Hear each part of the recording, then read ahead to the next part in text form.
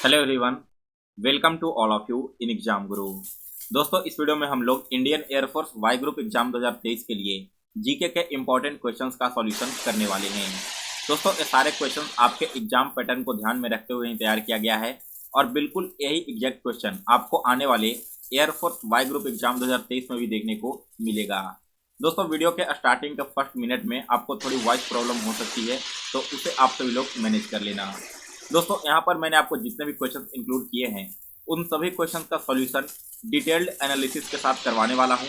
तो जो भी मैं आपको एक्स्ट्रा फैक्ट यहाँ पर बताऊँगा वो सारे फैक्ट आप लोग याद करते चलना, वो भी आपके एग्जाम के लिए इंपॉर्टेंट होंगे। और अगर आप इन सारे क्वेश्चन का PDF डाउनलोड करना चाहते हो तो PDF मैंने आज ही मॉर्निंग में अपने टेलीग्राम ग्रुप पर अपलोड कर दिया है। आप सभी लोग टेलीग्राम ग्रुप से PDF डाउनलोड कर लेना। ज़्यादा टाइम स्पेंड ना करते हुए चलिए आज का वीडियो स्टार्ट करते हैं। तो सबसे पहला क्वेश्चन आप सभी के सामने स्क्रीन पे है और दोस्तों यह क्वेश्चन ऑलरेडी एयरफोर्स और कोस्ट गार्ड एग्जाम में पूछा जा चुका है। क्वेश्चन है कि प्रेशर कुकर में खाना जल्दी पकता है, इसके पीछे का रीज़न क्या है। आप सभी लोगों ने देखा होगा कि जब घर में खाना बनता है तो प्रेशर कुकर में बनाया हुआ खाना जल्दी पक जाता है, तो इसके पीछे का मेन रीज़न आपको बताना है। दोस्तों, इसके पीछे का रीज़न यह होता है कि जब अधिक दाब होता है तो पानी का तापक्रम बदल जाता है और पानी का तापक्रम बदलकर उबलने लगता है, इसी वजह से खाना जल्दी पक जाता है। एक्चुअली में होता क्या है कि देखिए, जब प्रेशर कुकर है, ठीक है, प्रेशर कुकर के अंदर आपका प्रेशर इंक्रीज होगा जब इसमें हम आग जलाएंगे और इसे पैक किया हुआ रहेगा तो यहाँ पर प्रेशर इंक्रीज होने पर जो आपका वाटर का बॉइलिंग पॉइंट है ना, यानी कि क्वथनांक, वो भी इंक्रीज कर जाता है और इंक्रीज करने के साथ ही इसमें भाप बनने लगते हैं और वो भाप कुकर के अंदर ही कैद हो जाता है, जिस वजह से वहाँ पर आपकी जो टेम्परेचर वो काफ़ी हाई हो जाती है। नॉर्मल टेम्परेचर से लगभग 4 गुना ज़्यादा टेम्परेचर हो जाता है वहाँ पर, और इसी वजह से आपकी जो खाना है वो जल्दी यहाँ पर पक जाता है। बात हो रहा है दोस्तों प्रेशर कुकर या फिर प्रेशर की, तो प्रेशर से रिलेटेड भी इंपॉर्टेंट क्वेश्चन आपके एग्जाम में पूछे जाते हैं।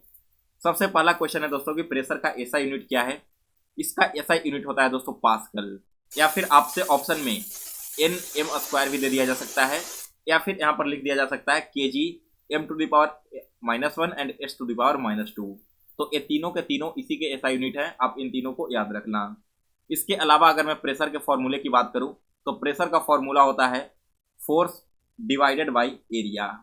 सो गाइज, यहाँ पर मैंने आपको लगभग 4 से 5 इंपॉर्टेंट फैक्ट बताए हैं। ये सारे फैक्ट आप लोग अभी याद कर लो, अगर याद नहीं हो रहा तो वीडियो को रोक कर एक बार नोट डाउन कर लेना। चलिए अब आगे बढ़ते हैं अपने सेकंड क्वेश्चन की ओर। तो सेकंड क्वेश्चन आप सभी के सामने स्क्रीन पे है। सामान्य स्वास्थ्य शरीर का तापक्रम कितना होता है, यानी कि जब भी आपको एक नॉर्मल बॉडी है उसका टेम्परेचर क्या होगा। आप सभी लोग कमेंट करके जल्दी से बताओ सेकंड क्वेश्चन का करेक्ट आंसर क्या होना चाहिए।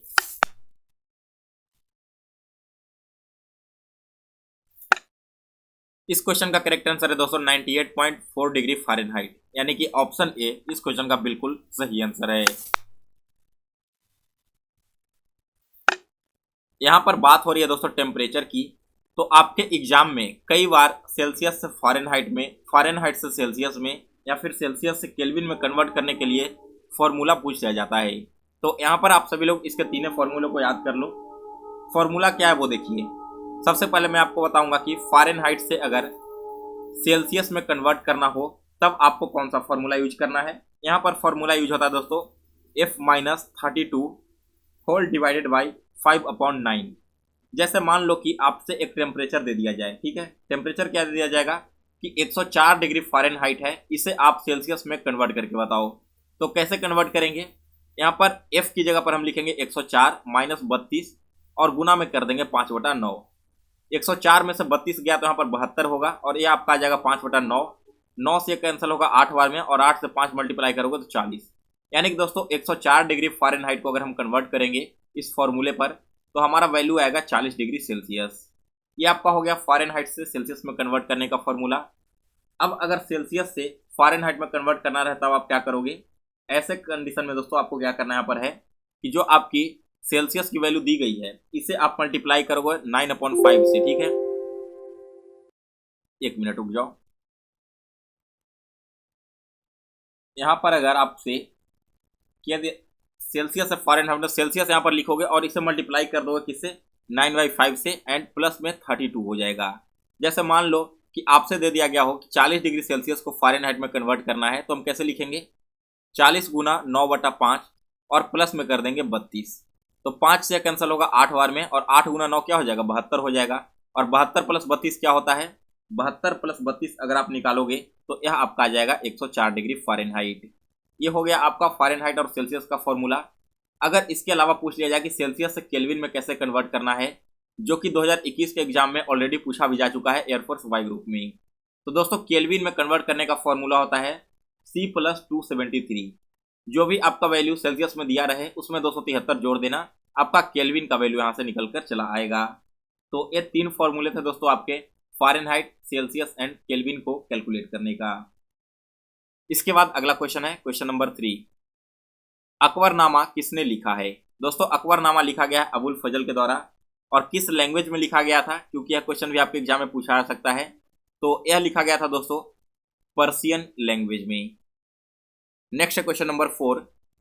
निम्नलिखित घटनाओं को काल क्रमानुसार व्यवस्थित कीजिए और नीचे दिए गए कूट का प्रयोग करते हुए सही उत्तर चुनिए। 4 घटनाएं यहाँ पर दी गई है मॉडर्न हिस्ट्री की। आपको बताना है कि ये सारी घटनाएं कैसे कैसे हुई, यानी कि इसे आपको सही क्रम में व्यवस्थित करना है। तो दोस्तों यहाँ पर सबसे पहले हुआ था आपका चंपारण आंदोलन, यानी कि सी आएगा सबसे पहले। चंपारण आंदोलन 1917 में हुआ था, और कहाँ में हुआ था, तो बिहार के चंपारण जिले में। इसके बाद दोस्तों आपका अगला जो यहाँ पर घटना हुआ था वो था अमृतसर का घटना। कौन सा घटना था, तो 13 अप्रैल 1919 को अमृतसर में कांड हुआ था, यहाँ पर जालियांवाला बाग हत्याकांड। कहाँ पर हुआ था, अमृतसर में। फिर इसके बाद जो अगला कांड यहाँ पर हुआ था वो आपका हुआ था दोस्तों मोपला विद्रोह। मोपला विद्रोह कब हुआ था, तो 1921 में। और सबसे लास्ट में हुआ था आपका चौरी चौरा का घटना। यह कब हुआ था, तो 1922 में हुआ था। यहाँ पर आपका करेक्ट सीक्वेंस क्या हो जाएगा, CADB, यानी कि ऑप्शन नंबर सी इस क्वेश्चन का करेक्ट आंसर है। एक बहुत ही इंपॉर्टेंट क्वेश्चन यहाँ पर बनता है कि किस घटना के बाद महात्मा गांधी ने असहयोग आंदोलन को वापस ले लिया था। तो यह वापस लिया था दोस्तों चौरी चौरा घटना के बाद से ही।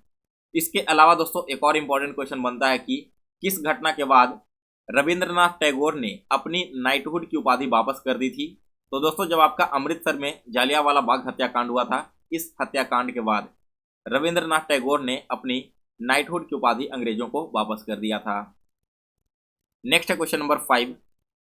किसने कहा था मेरी पीठ पर किया जाने वाला प्रत्येक प्रहार ब्रिटिश साम्राज्य के कफन में एक किल सिद्ध होगा।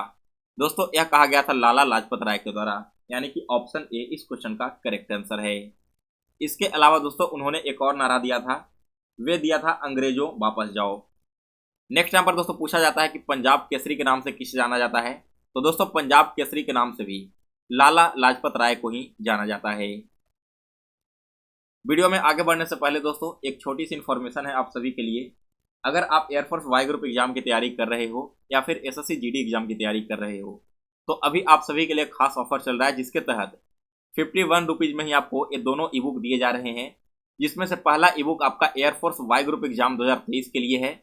अगर आप इसे एक बार कवर कर लेते हो तो एयरफोर्स के लिए आपको कहीं से भी और कोई जीके जीएस पढ़ने कर जाने की जरूरत नहीं पड़ेगी। इसके अलावा आपको करंट अफेयर्स एग्जाम से पहले दे दिया जाएगा। और साथ ही में दोस्तों यह ई बुक आपके एसएससी जीडी एग्जाम के लिए इंपॉर्टेंट है, जिसमें आपके 10,000 से भी ज़्यादा इंपॉर्टेंट जीके के क्वेश्चन टॉपिक वाइज इंक्लूड किए गए हैं। साथ में इन दोनों ही ई बुक में आपको एयरफोर्स वाई ग्रुप एग्जाम का पिछले 3 से 4 सालों का क्वेश्चन पेपर भी मिल जाएगा। तो दोनों ही ई बुक दोस्तों आप सभी के लिए बहुत ही इंपॉर्टेंट है, और अभी ऑफर में आपको दोनों ई बुक एक ही प्राइस में मिल जा रहा है। इस ई बुक को आप इंस्टा मोजो से परचेज कर सकते हो। इंस्टा मोजो का लिंक मैंने डिस्क्रिप्शन बॉक्स में दे रखा है, या फिर आप मुझे व्हाट्सअप करना 9430042848। इस व्हाट्सअप नंबर पर आप मुझे मैसेज करना पेमेंट करके। यहाँ पर भी मैं आप सभी के साथ ई बुक शेयर कर दूंगा। चलिए दोस्तों अब आगे बढ़ते हैं अगले क्वेश्चन की ओर। तो नेक्स्ट क्वेश्चन नंबर 6।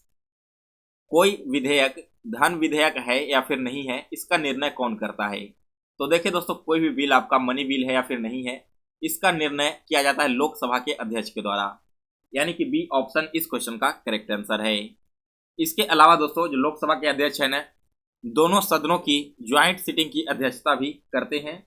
इसके अलावा लोकसभा के किसी सदस्य को अगर अयोग्य साबित करना हो तो यह भी किसके अधिकार के अंतर्गत आता है, तो यह भी आता है आपके लोकसभा के अध्यक्ष के अंतर्गत। नेक्स्ट क्वेश्चन पूछा जाता है दोस्तों कि लोकसभा के जो अध्यक्ष हैं उनका कार्यकाल कितने सालों का होता है। तो लोकसभा के अध्यक्ष का कार्यकाल 5 वर्षों का टोटल होता है। नेक्स्ट है क्वेश्चन नंबर 7, गरीबी उन्मूलन का नारा किस पंचवर्षीय योजना में दिया गया था।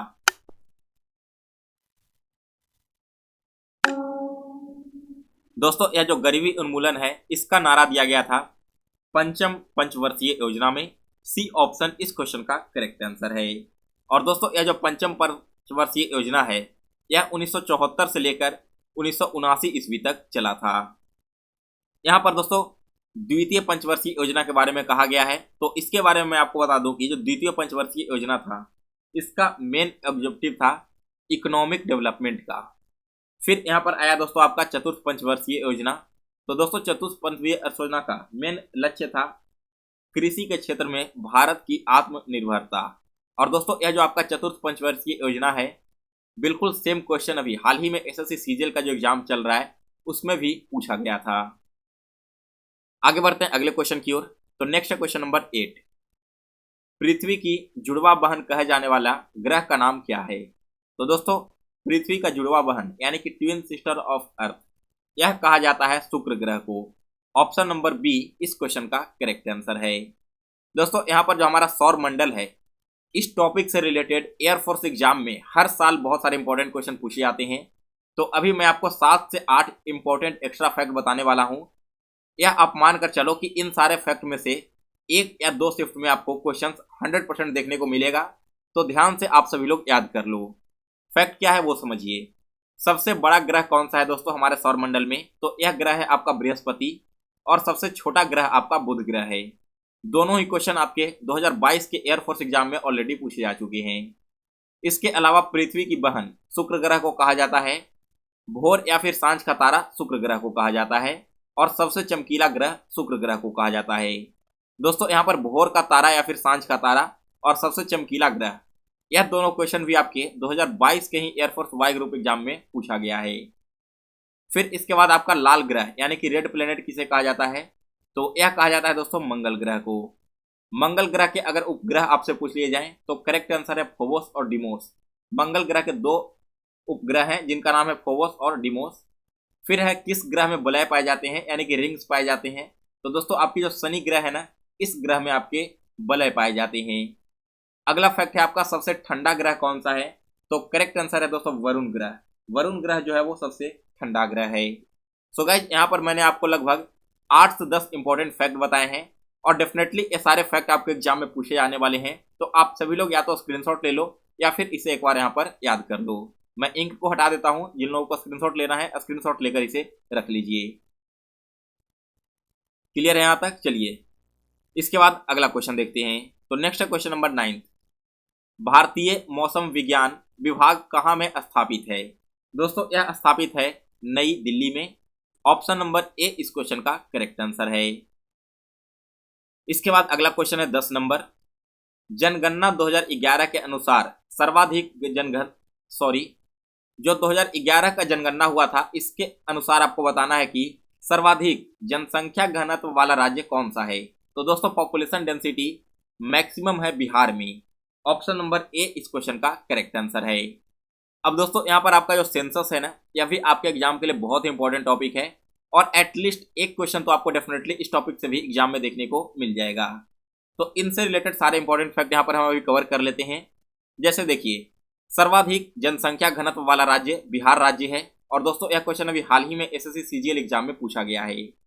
फिर क्वेश्चन पूछा जाएगा कि सबसे कम जनसंख्या घनत्व वाला राज्य कौन सा है। तो करेक्ट आंसर है दोस्तों अरुणाचल प्रदेश। इसके बाद है सबसे कम जनसंख्या वाला केंद्र शासित प्रदेश। तो दोस्तों इसका करेक्ट आंसर है लक्षद्वीप। और सबसे अधिक जनसंख्या वाला राज्य कौन सा है। तो करेक्ट आंसर है उत्तर प्रदेश। अगर सबसे कम जनसंख्या वाला राज्य की बात करें तो इस मामले में आता है आपका सिक्किम राज्य।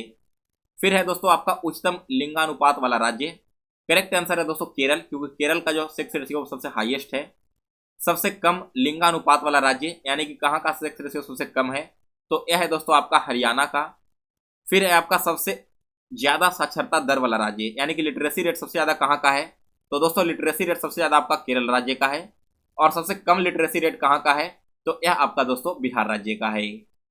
यहाँ पर आपको मैंने लगभग 7 से 8 इंपॉर्टेंट फैक्ट बताए हैं सेंसस ऑफ इंडिया से रिलेटेड, तो इन सारे फैक्ट को आप लोग याद कर लेना। इसके अलावा 2 और फैक्ट बचे हुए हैं, वो भी आप लोग यहाँ पर कवर कर लो। सबसे पहली बार दोस्तों भारत में जनगणना 1872 में और लॉर्ड मायो के कार्यकाल में करवाया गया था, जबकि प्रत्येक 10 वर्षों पर जनगणना होता है ना, तो यह कंटिन्यू होने लगा था 1881 ईस्वी से। तो इन दोनों फैक्ट को भी आप लोग याद कर लेना। इसमें से 1872 वाला फैक्ट आपके लिए बहुत ज्यादा इंपॉर्टेंट है। इसी के साथ दोस्तों आज के सेशन का आपका टोटल इंपॉर्टेंट 10 क्वेश्चंस कंप्लीट हो गया, जिसमें मैंने आपको सारे एक्स्ट्रा फैक्ट भी क्लियर कर दिए हैं। अगर आपको आवाज का वीडियो पसंद आया हो तो इसे लाइक और शेयर जरूर करें। इसके साथ ही दोस्तों जितने भी नए कैंडिडेट इस चैनल से जुड़े हैं, आप सभी से रिक्वेस्ट है कि चैनल को सब्सक्राइब कर लें और इसके बेल नोटिफिकेशन को भी ऑन कर लें। दोस्तों मिलते हैं फिर से एक नए वीडियो में, तब तक के लिए जय हिंद, जय भारत। और अगर आप ईबुक को परचेज करना चाहते हो तो व्हाट्सएप पर मैसेज करना, वहां पर आप अपना पेमेंट का स्क्रीनशॉट भेजोगे तो मैं आप सभी के साथ ईबुक का PDF शेयर कर दूंगा।